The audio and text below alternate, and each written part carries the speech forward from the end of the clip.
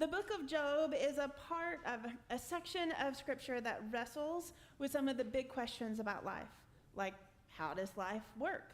What is a good life? And how do we live a good life? How do we avoid a bad life? And when there doesn't seem to always be easy answers to those questions, why do bad things happen to good people, right? If we're trying to figure out how do we live a good life, how do we avoid a bad life, and then we're trucking along, we're figuring it out, and then suddenly that didn't work because here's this good person and this bad thing happened to them. Why does suffering happen?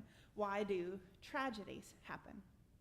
All of these questions that are asked in Scripture, they all come from a point of faith. What a good life is and how to live it. What a bad life is and how to avoid it. Why bad things happen. All of these questions in Scripture are pondered and discerned and wrestled with in light of everything God's people know about God. They aren't asked in a void, and any kind of wisdom or answers that are received won't make sense for a people without faith. And that's certainly true for today.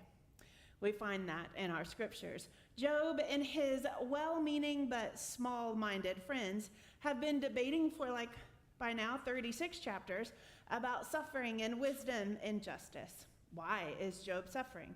Job doesn't know, but his friends are pretty sure they do. Where is God's justice? Job doesn't know, but his friends are pretty sure that they do. What is the wise, godly way to understand all of these things? Job is no longer sure that he knows, but his friends are still pretty sure that they do. Job is a man whose life has fallen apart.